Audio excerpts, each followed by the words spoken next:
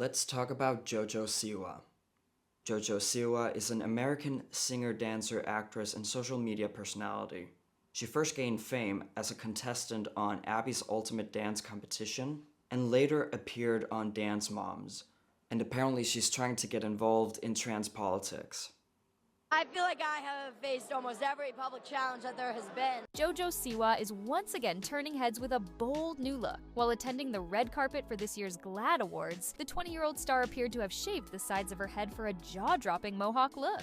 It's a blessing for sure. But yeah, it definitely comes with its public struggles. The shaved sides of her head transformed into a powerful display of pride, with one side of her head dyed in the vibrant colors of the rainbow pride flag, while the other featured the pink, blue, and white of the transgender flag. The white section was bedazzled with encrusted jewels to add even more flair. Her commitment to supporting the LGBTQ+ community didn't stop there. Siwa, who identifies as a lesbian, wore a jacket that featured even more rainbow and transgender flag details and large lettering that read, "Trans rights are human rights." The back of her jacket featured a shield with crossed swords and the words "Protect Trans Kids" embellished across it. In typical JoJo fashion, her look was completed with bedazzled shorts and high tops, adding the perfect touch of sparkle to her daring ensemble. Why can't celebrities just attend events without making political statements? Is it really that hard? And most of these celebrities making political statements at award shows or other types of events don't know anything about the subject. I think celebrities do it because they're lazy and they want to get easy brownie points or woke points.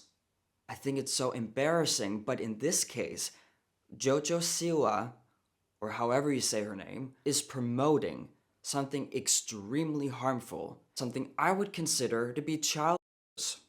The slogan "Protect Trans Kids" actually means let children physically transition with puberty blockers and cross-sex hormones. JoJo didn't have an AOC moment wearing a dress where it says "tax the rich," which in my opinion is way more innocent, is a way more innocent statement than transition kids. Before I go off and talk about the consequences of transitioning kids, let's react to this interview of JoJo. What was the inspiration behind the look today? Straight. I wanted to look straight. Don't know if you quite succeeded with that. Why?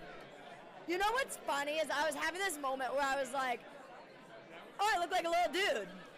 And what's cool about that is that I am wearing rainbow sparkles, predominantly pink, and I would be, people might look at me and be like, that's a dude. You know what? And I love that a dude in today's day is a person wearing rainbow and sparkles and pink. I'm sold.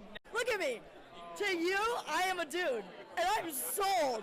I know she's young, she's only 20 years old, but I'm 25. So let me tell you, JoJo is extremely immature.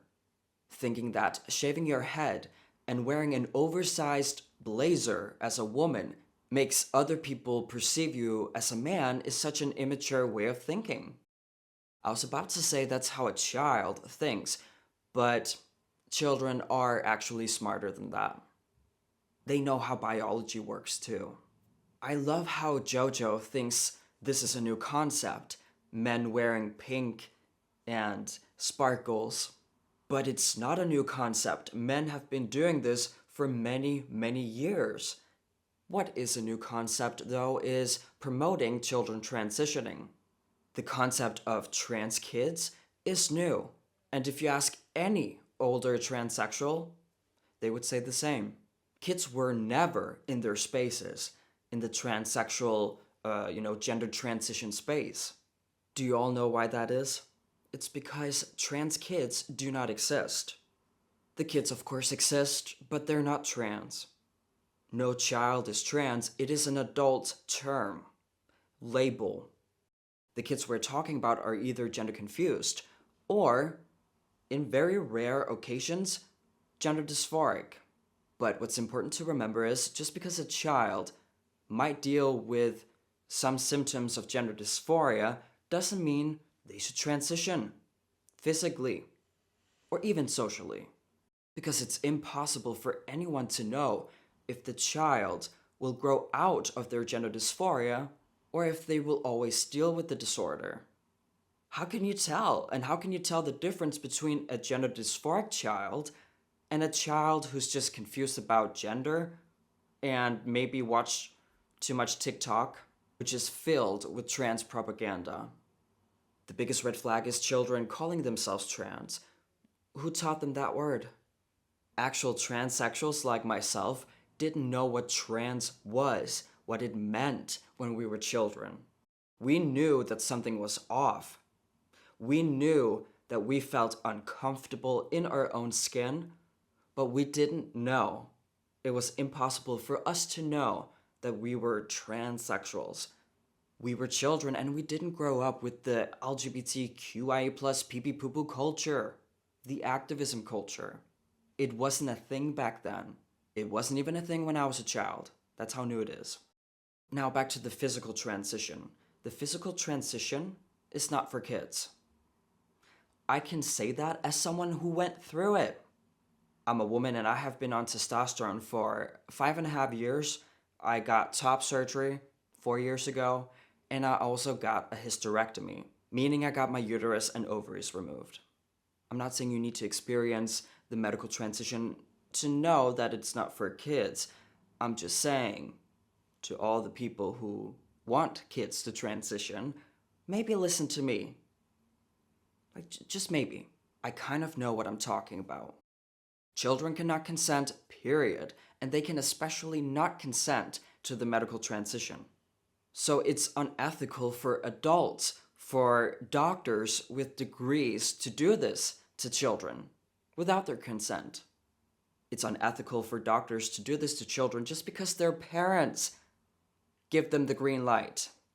The amount of damage this transition will do to children, their bodies, their mental health, their lives in general, is unbearable to think about. And look, you don't even need to be a doctor to understand the consequences of doing this to children. Just think about the concept of stopping a healthy child's development. I have never been in med school, but I think it's a bad idea. I think it's quite unhealthy. When stopping a physically healthy boy's development with puberty blockers, the boy will risk having a micropenis for the rest of his life, a lower IQ, mental health issues such as depression and anxiety, no sexuality, sexual orientation, no sexual function, and the last and most devastating thing is being infertile. How can we have a list of side effects of the medical transition that long? And then there's still people like JoJo Siwa promoting doing it to kids. I don't think it's hard to do the research about this stuff. A lot of times you can use common sense when deciding if you're for or against it. Do children know themselves at all when they're children? No. Can children make such a life-altering decision when they're children? No. Do children think about having children and having sex? No. Then they can't make a decision about their future sex life and fertility. A child going through their natal puberty should be a human right, in my opinion. No one, no doctor, no parent, no law should mess with children's natal puberty. Leaving children alone, medically, surgically, should also be common sense. But apparently just because we call them trans kids, we throw out all common sense, ethics and morals out of the window. Science, too. So just so you all know, I actually agree with JoJo Siwa. I think we should protect trans kids. I wouldn't personally call them trans, but we should definitely protect them from people like JoJo Siwa and the ideology she represents. These children are real and they struggle. Most of them struggle. That's not okay. And it's not okay that the only thing we do to help these children is to damage their bodies and lives. I'm not a doctor, psychiatrist, therapist, psychologist, teacher, or nanny or anything. But I still think this is really simple. Leave children alone. Nothing will happen, nothing will actually happen if we don't transition kids. We won't see thousands of kids unaliving themselves, as the trans community keeps claiming. It's simply a lie. That's what woke communities do in general. They lie. All the time, about basically everything. We can help the children by not exposing them to trans ideology on social media or also in schools, so they will never even know what the word trans means. And with the children who deal with gender dysphoria and it's like persistent, they should still not transition. All the side effects, all the mental and the physical side effects will happen to them too.